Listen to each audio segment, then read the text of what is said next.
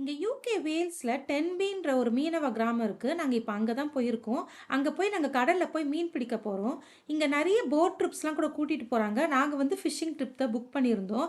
So புக்கிங்க்கு wait பண்ணுற டைமில் பார்த்தீங்கன்னா பக்கத்துலேயே ஒரு ஃப்ரெஷ்ஷான மீன் கடை இருந்தது. அங்கே வந்து இந்த லாப்ஸ்டர் சாண்ட்விச்சில் விற்றுருந்தாங்க. ஸோ அதை போய் கொஞ்ச நேரம் சாப்பிட்டுட்டு இருந்தோம். அதை சாப்பிட்டுட்டே ஹார்பர் கிட்ட போயிட்டு அவங்க எங்கே வெயிட் பண்ண சொன்னாங்களோ அங்கே வெயிட் பண்ணிட்டு இருந்தோம். போட் வரும்டா, வெயிட் பண்ணுறா. கடலோட தண்ணி கலரை பாருங்களேன், ஒரு டர்காய்ஸ் ப்ளூ கலரில் சூப்பராக இருந்துச்சு. நாங்கள் வெயிட் பண்ணிகிட்டே இருக்கும்போது எங்களை கூப்பிட்டு போகிற போட்டும் வந்துருச்சு.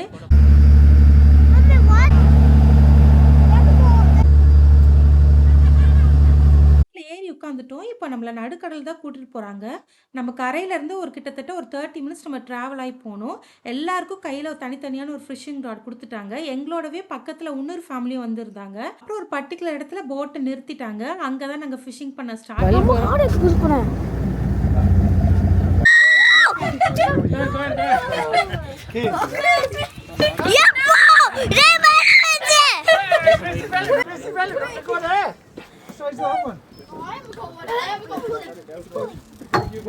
கொஞ்ச நேரத்துல எல்லாருக்குமே நிறைய மீன் கிடைக்க ஆரம்பிச்சிருச்சு.